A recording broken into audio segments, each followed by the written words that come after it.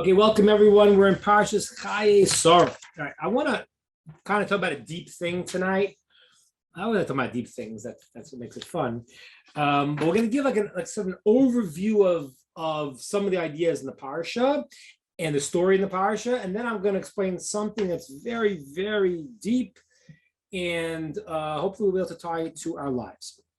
All right, so the parsha is called Chayei Sara, which is the life of Sara, which is a little bit strange because it's about the death of Sara. Right? We don't see Sara living at all in this parsha. The parsha is the death of Sara. She dies in this parsha. So the parsha starts with a death, but it's called the life of Sara, Chayei Sara, and that's not accidental. In the Zohar, it talks about the way it expresses her life and the whole thing. There's something powerful about this life of Sara that is central to this parsha, even though it's talking about her death, but somehow her life is the crucial factor, which I want to discuss. Now, we know that the parsha is connected to the end of last week's parsha, which is the story of the Akedas Yitzchak, the offering of Isaac. And why is it connected? So Rashi says, the famous Medrash, that Sara died because of the Akedah, because of the offering of Isaac, that she was told he was almost offered as an offering, and she died. Now, as a kid, I remember hearing this, and we always picture she had a heart attack, she got so scared. It doesn't say that. It's a little bit hard to understand because it doesn't really say that. And there's different versions of the Medrash. One version is that, she heard that he was almost slaughtered. So he was almost slaughtered, he wasn't slaughtered, so why'd you have a heart attack if he was almost slaughtered? He wasn't slaughtered. So in some of the Midrashim, it says that the Satan, the force of negativity, came and told her. And one Medrash says it came disguised as Yitzchak. Another Medrash says it was Yitzchak himself that was telling the story. So how did she die? Why did she die? And the words of the Medrash says that Parcha Nishmasa, her soul flew out. Not only that, it says she cried out. It says she cried out 6 cries before her soul flew out. And the Medrash says that those are the 3 shofar sounds of the Trua and the 3 shofar sounds of the Tekiah that we make on Rosh Hashanah. So somehow Sarah's dying leads us from this whole story. Her soul flies out. We don't know why she died, how she died. Was she scared or something? She leaves and she screams out before her soul leaves. And those are the shofar sounds we make on Rosh Hashanah. That's very significant. What is that? Amazing. So we have to see. Also, it sounds like she died because of the story of the Akedah, the offering of Isaac, but we have another Gemara which doesn't necessarily contradict it, but the Gemara seems to say that Sara died because she did one of the things you should not do. She acted with what's called serious judgment, din. There are certain things it says bring judgment on a person, and one of them is when you are fighting with someone, you're arguing with somebody, and you're sure you're right, and you say, God should judge between you and me, that brings judgment on the person. And Sara said that to Avraham. When did she say it to Avraham? Well, when Sara gave Hagar to Avraham as a wife, as her handmaiden to have a child with, she became pregnant. And Sara realized that Avraham prayed that he should have a child and didn't pray that they should have a child, which is very strange. How do you explain that? Did he? Maybe he thought, maybe he thought they were, since they're one unit, he knew that was the prayer was for each other. But Sarah said, you prayed for yourself. And that's why it worked. You should have prayed for me too. And now Hashem should judge between you and me, who's right. And because she called judgment on Avraham, it says that if you call judgment on your friend, Hashem says, well, you want to be so strict with the law, din, you want to know, you think you're right, so let's see if you're so right. So how does that tie into how she dies with the story of the offering of Isaac? How does that tie in? Is it because she call judgment? Was it because she got scared or because she forgot? What is that? Okay. Now, as an aside, this juxtaposition of Sarah's life and her death to the story of the Kedah is not actually juxtaposed. They're not really connected. In the text, something happens in the middle. What happens in the middle? It tells us the story of the birth of Rivka. All of a sudden, it goes into these few verses that says, Avram's brother, he had children also, and it gives the genealogy until Rivka. And then it says the story about Sara dying. So even though we know that there's a connection between the Akedah Yitzhak, the offering of Isaac, and the death or the life of Sarah, but there's a little story in the middle, which is the birth of Rivka. See why that is. Okay. So I want to talk about that. Also, what I like to talk about is sort of the end of the parsha. Well, actually, before that even. After they bury Sarah, there's a whole story there where Eliezer goes to find Rivka. And it's a whole long story. He goes this, he that. He makes a special prayer. It's a very long story for, I could just say, Eliezer went, he found the wife, but it was a whole long story of Eliezer going to the town, to Aram, and finding Yitzhak's soulmate Rivka. And there's a very famous teaching. It says afterwards that when they're ready to leave, that night when they said, okay, I found Rivka, I'm leaving. So that night it says that the father Rivka tried to poison Eliezer to take his food, his medrash, and the angel switched it and he died. But I think it's curious that he should die. I mean, it just seems a little bit strange that, okay, Rivka is about to get married, and then as they're about to take her father drops dead. I mean, like, what's the deeper meaning of that? And the last thing I want to get into is the end of the parsha, and I'm doing this. I have a yell here, and I know that this always bothers her. So the whole story at the end, when Abraham remarries, is a weird story. I mean, he had his soulmate Sara, and it was great. Okay, now he had to marry Hagar before because he didn't have children. It's okay. I don't know. You could say that afterwards, want to get married again. You could say what you want to say, but it's weird because he marries this woman, Keturah, which according to many commentaries is Hagar. And she was good because she Keturah to tie herself. She tied herself up and wasn't with another man, or she was good actions. Different explanations of why the name was changed. But then they have a bunch of kids. Which some of the commentators talk about how come that's not a miracle, but they have a bunch of kids. And who are these guys? I mean, they're like, we don't know who they are. And they have the weirdest names. Didan, Midyan, Medan, a lot of word Dan there. Like three names themselves are the word Medan, Midyan, and he gave birth to someone called Didan. Who are these people? They're not called good people. These are called the Bnei Keturah. And who they are is a question. Maimonides holds that they are obligated in circumcision. He holds that the children of Yishmael aren't. That was only for Yishmael. But he holds the Bnei Keturah are obligated in circumcision and bris milah, which is fascinating. Some of these people, the children of Abraham, we're going to see if you pay attention later on in the book of Bamidbar, these people are causing troubles to the Jewish people. Midian causes troubles to the Jews. Madan and Midian are a part of the people that sold Yosef. So Avram has kids that are not so good. And so it's weird. He gets married and he has 6 more kids who are not so seemingly so good.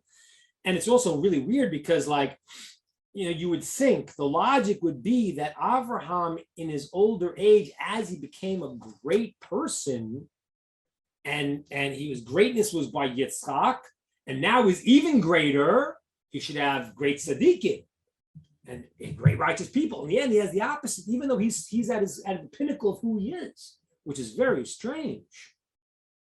And then it says that what he does is he goes and he sends them off to the east with gifts. And the rabbis tell us, what were these gifts? These gifts are names of impurity, which obviously is so strange because, you don't say happy birthday, son, here's a name of impurity. I mean, he loves his kids, pray for Yishmael, but he sends these guys to the east, he gives them these names of impurity, and that's it. We don't know anything about them. We don't know why he had them, why they're not so good, and why he gave them this. So that's what I want to talk about. I want to explain a very deep fundamental concept, and we'll be able to hopefully understand the whole parsha with the concept I'm about to explain. So let's just review a second some of the points. We want to understand, is the life of Sara the death of Sara? We want to understand the connection between the Akedah Yitzchak, how she died. It wasn't a heart attack. What does it mean her soul flew out? She screamed out like a shofar. What does that mean? What's the story?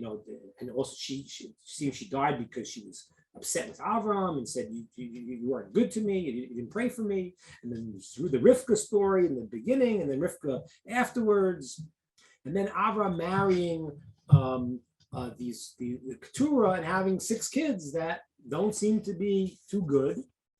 And why? What for? And then he sends them off. What's this all about? Okay, let us begin. There is a fundamental concept we need to understand, and it's called birur. Birur is separation, to separate. When we talk about our traits and we want to grow, we want to act properly. So we see in our terminology in Hebrew, we call it tikkun amidos, fixing up your traits. But there's another term that the sages use called birurei amidos, refining your traits. The word levarer means to sift. And I want to explain what this means to sift your traits and how what we do in life is sifting. That's what we do. Let me explain. We all understand, you got to do the right thing. You got to be a good person.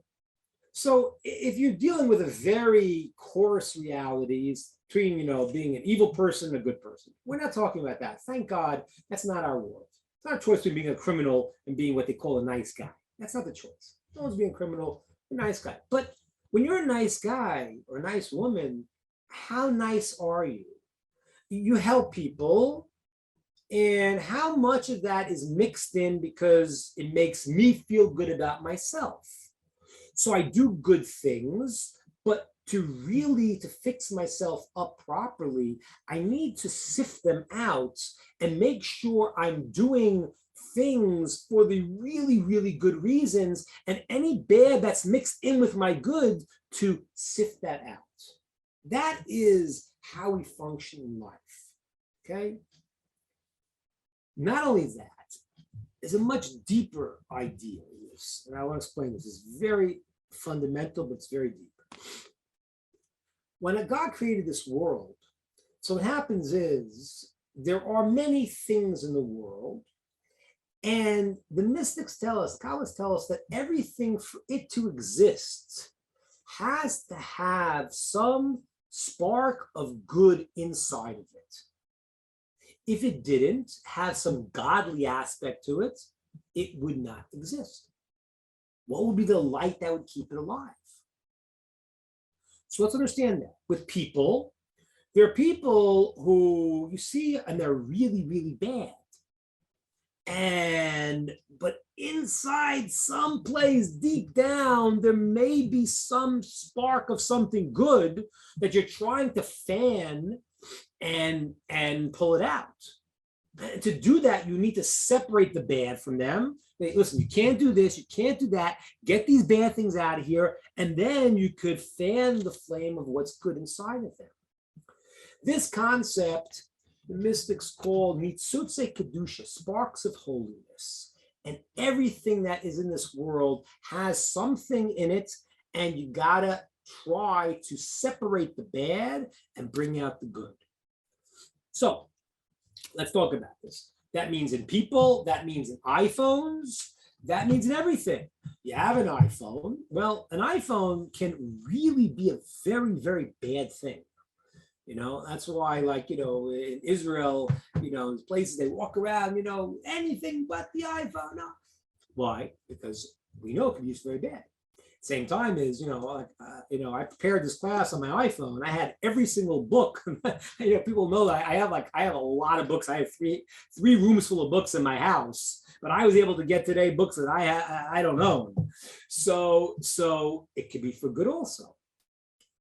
That's even like, for example, the let's say the word pig, chazir. Chazir. What's a chazir? Chazir is pork is forbidden. It's in Hebrew, the word forbidden is asur. That means forbidden, and permissible means it's mutar. But the exact meaning of the word mutar and asur, forbidden and permissible, is not that. The word asur actually means to be tied up. And mutar means to be untied. If I want to say I'm opening up my shoelaces, I mean matir, I'm opening up my shoelaces. So the word for permissible is untied, and the word for forbidden, asur, really means tied up. What does that mean? The reason why pork is forbidden is because all of the goodness that you could have as far as eating goes is tied up. You can't get it. So there's something good in it, but you can't access it. The goodness in it, if you want to eat it and say, I'm going to take a pork chop, I'm Jewish, I'm going to make a blessing, it's going to be the greatest thing in the world. You can't do that because you can't access the good by eating it. If you think I'm going to have more strength and I'll be able to go learn Torah, or I'll be able to help people, it won't work because the good parts of it are not right now in your realm. You can't access them. They're called tied up. They're not loose. And that's also why the word chazir is the same word lachzor, to return. It says in the future, God will fix everything. The things that are bad and they can't be used, they'll be returned to have something good in them. So in our lives, we're trying to sift through the things and pull out the good, separate the bad, push the bad away, and find the life that's in anything and fan that. That's in our own traits, and that's in everything we do. We try to find the good in the things we do and separate them from the negative and build up the positive.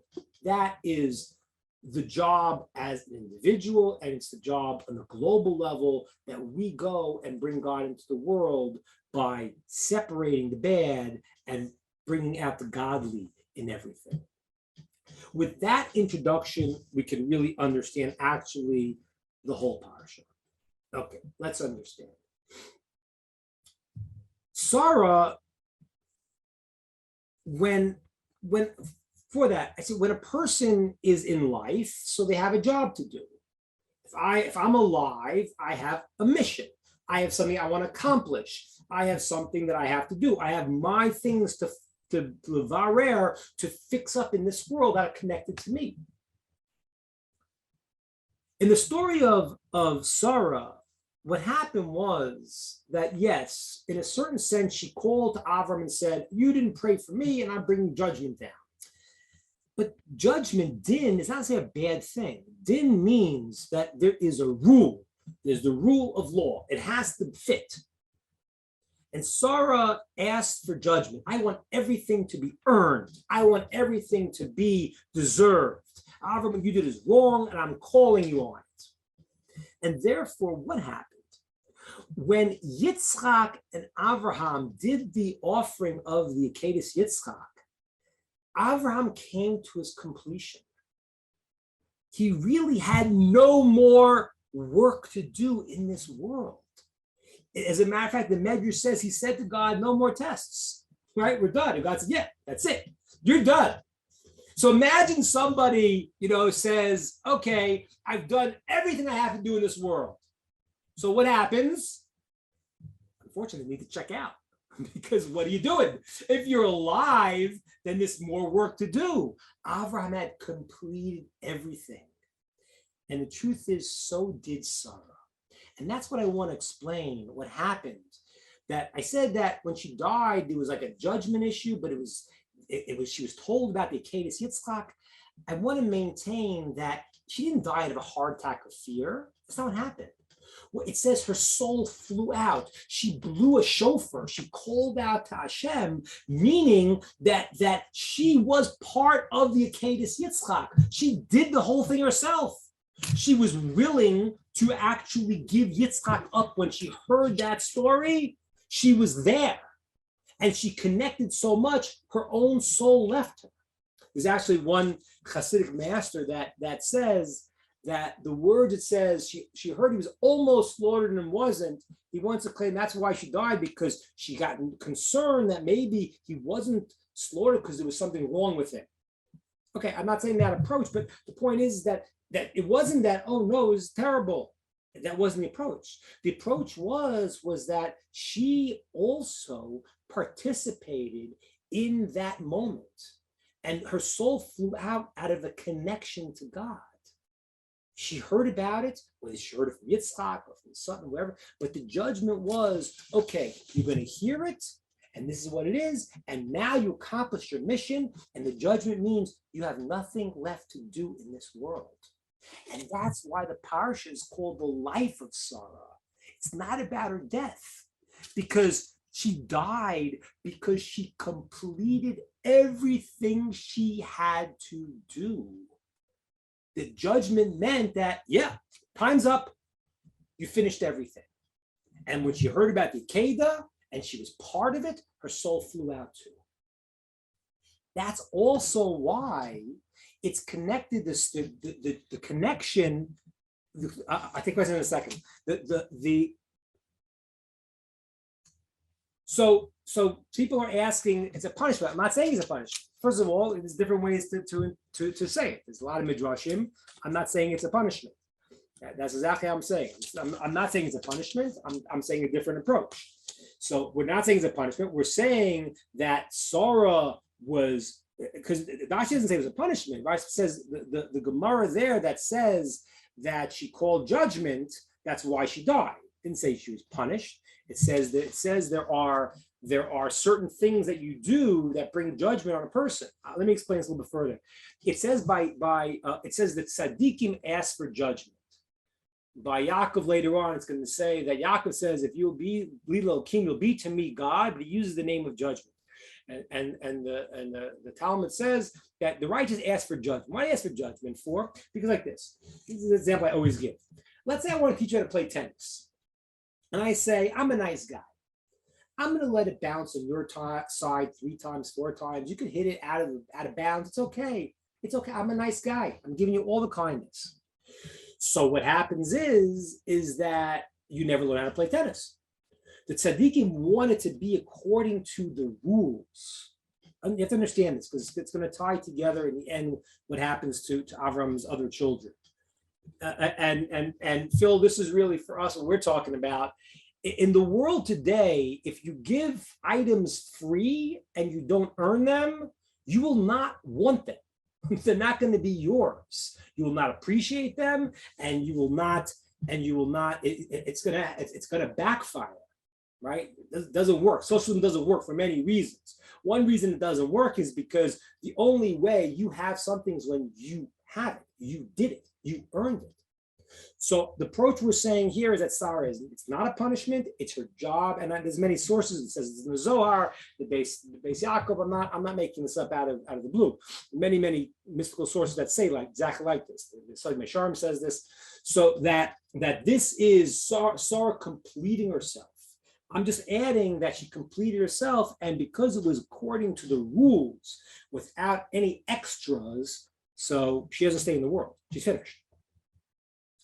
Not only that, but that's also why in between the connection between the Akedas Yitzchak and the death of Sara, the life of Sara, is the story of Rivka. Why? Because once Sara finished her mission, it says when her sun set, the next one rose up. That was Rivka. Rivka was going to be brought into Sarah's tent to bring the next level of the service of Sara. She was going to take over Sarah's mission, but the next level, Sara had completed her job. Now, this same concept of birurim, of separation, is the whole story of Rivka that happens afterwards. Rivka, she is a wonderful person trapped in an evil society. And for Eliezer, as the messenger of Avram, to pull her out, That is the job of Birur. That's the job of going into the problems and pulling out. And Rivka, that was her greatness, was that she wasn't influenced by her society. She was above her society. She had to be literally extracted. And that's why some of the commentaries explain that her father died right afterwards, because he had no more job in this world. Not like Sara, who finished her mission, but rather because he was evil through and through, but he had a spark of good. He had Rivka in him, and when Rivka was taken out, there was nothing left. And that's how they explain why he died. And that's also why Rivka appears right in the beginning, because she's now, and Sarah completes her mission, comes along Rivka to take it to the next level. Now, this is very fascinating, but it leaves us with a strange problem. So then why would Abraham still be alive? If we just said that he finished their missions, so Avram should have also been gone. So it's very fascinating. First of all, the Talmud says there were three people that Hashem blessed with a taste of the world to come. Avram, Yitzchak, and Yaakov had a time in their lives where they tasted the world to come. Avram, it says, Hashem blessed Avram bakol, everything. It says that after this whole story, right? After the Akedah, Avram is bakol, he's got everything. It even means he has no work to do. You know, I mentioned it last week, I mentioned that my brother told me about Rosh Hashiva of Scheinberg. It seemed he was 102 and how he was happy, but he was in a different world. So the reality is that Avraham was so great. At this point, he was in a different place. He was in a different world. He did not have in him any more work that had to be done. That is, so he tasted the world to come. Zohar, it says that he had 48 more years than Sara, because this Kabbalistic thing, there's 48 dew that comes down from Garden of Eden. It means he was living in a different reality. He wasn't in a world of work anymore. The Beis Yaakov, the Hasidic Sefer, says that's why his kids were not good. This is amazing. Listen to this.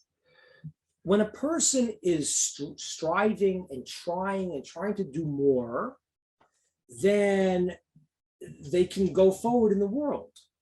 Once, even though Avram was so good, but he did not have in him the work, the avoda, the striving, the struggles between good and evil. Well, he was perfect. He was living like in the next world. And therefore he says that even though the kids were good, okay, kids could have started out good, there was no way they could maintain it, because they weren't given over the life force to push, to try to create, to battle, to strive, to struggle. I want to share with you an amazingly deep idea, and hopefully we'll understand the whole thing now. So why is Adam still alive? Okay, God wanted to give him this world to come. It says he did something. Yeah, he did a mission in this world. And I want to explain this because it's a little bit complicated, but we try to get through this, so understand it. We know that Avraham had, before these other kids, he had Yitzchak and he had Yishmael. And we know that Yitzchak has two kids also. He has Yaakov and he has Esau. There is the separating quality that happens in the formation of the Jewish people. What does that mean? We don't have a Jewish people yet. Avraham has started. He is kindness. It says his son Yishmael was kindness too, but it was not the pure kindness. And there was a process of separating from Avraham the impure kindness. And it's true. I mean, you know, the Arabs, my brother years and years ago was traveling through North Africa. And he said, like, the Arabs would take you in for 3 days, but the fourth day they can kill you. So, like, you had to know that. But I mean, this is firsthand. He was living, you know, traveling through North Africa for a long time. And he said, yeah, they'll take you for 3 days like Avram, but the fourth day, no guarantees. So there was a kindness that was not perfect in Avram, that was separated. Once it was separated, we could say, okay, now Avram is pure and his child comes out that is kindness, but not pure, and that was the separation as the formation of Jewish people. Same thing with Yitzchak. Yitzchak is the power of judgment, restraint, and he has Esav, who is considered to be the leader of Rome. Esav is called Rome, as I said many times. If you take the name Esav, flip the letters around, it spells the name Yoshka, JC. Why? Because of the father of the Roman Empire, and Rome are the masters of war. So judgment came out that wasn't pure. It says in the mystical sources that these children that came out from Avram were actually supposed to come out from Yitzchak. And that's why I pointed out the names. The names are all Midyan, which means judgment, right? Medan also is judgment. Dedan is judgment. All the names. Zemer is the cut. It's all very tough people. So the Arizal says that they were supposed to come out of Yitzchak, but since Yitzchak himself was a person of judgment, if they would have come out from Yitzchak, they would have harmed the Jewish people so badly we couldn't handle it. Avraham was on a mission for his descendants. He was the one who had these kids come out from him, because Avraham was kindness, and the kids came out. They weren't good, but they weren't as dangerous to us. That's what it says. He sends them off with gifts to the east. And what are these names of impurity? So some of the commentaries explain names of impurity. He didn't give names. It means one explanation, he gave them names they could say with impurity, meaning that normally to say a special name of God and cause things to happen, you have to be holy, but they weren't. So he gave them some powers. And you could see in the East, people who have these powers. The powers themselves are names of impurity also, because if you can do something and you don't connect it back to its source, then it leads you away. That's what I mentioned earlier, why it says gifts. They gave him gifts. Getting gifts is not like Yitzchak gets an inheritance. He gets the source, the life that he could work it through like Avraham. They get freebies, and therefore it's not good for them because they get certain powers that they have in the East, but they're not connecting it back to its source. So what happened was that Avraham had really finished his mission too. Hashem kept him in the world to bring these children in. And there's a pasuk that says eventually these children, even though they are like Esav in the sense they cause problems to the Jewish people, it's a pasuk in Chayei later on that they're going to bring offerings back to the Jews. There's a Tosfos that says that in the future they will become the assistants of the Jews. That's what was happening here in this global picture.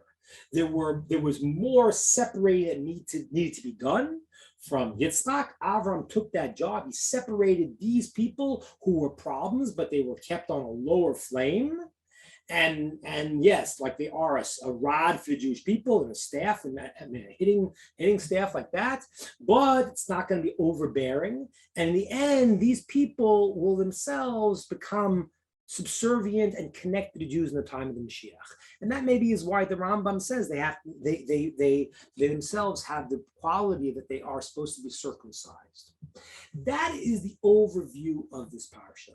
The parsha is about separating all of the good, pushing away the bad. It's the life of Sara. That's what she did. It wasn't about her death. It was about her life.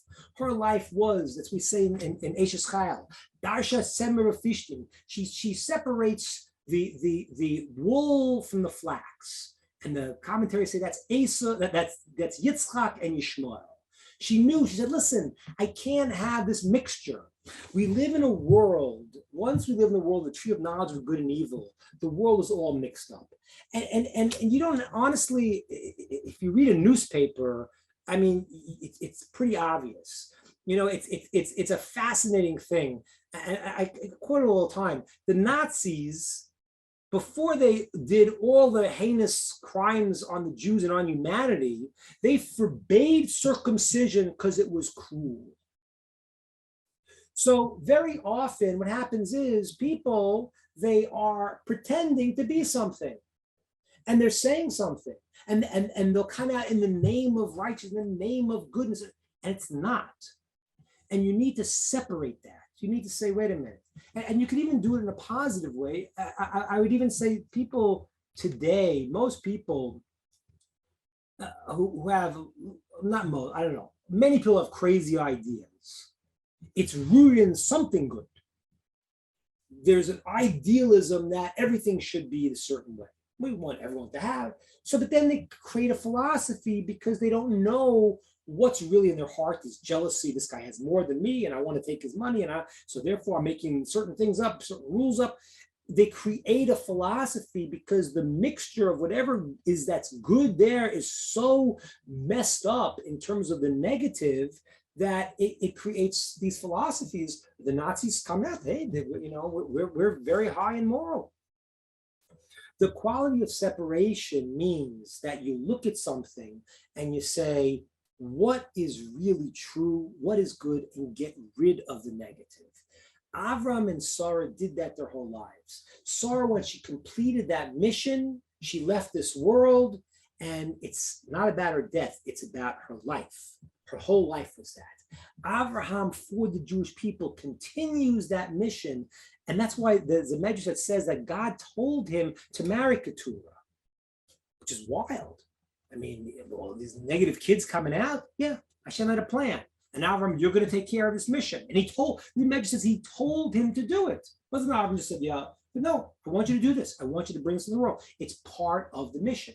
It's part of separating in the deepest level to know Yitzchak is the Jewish people, these people are not, and how they're going to interact later on when we clarify truth from falsehood, then even those who speak negatively and falsely, God willing, they will be able to hook back in to what is good.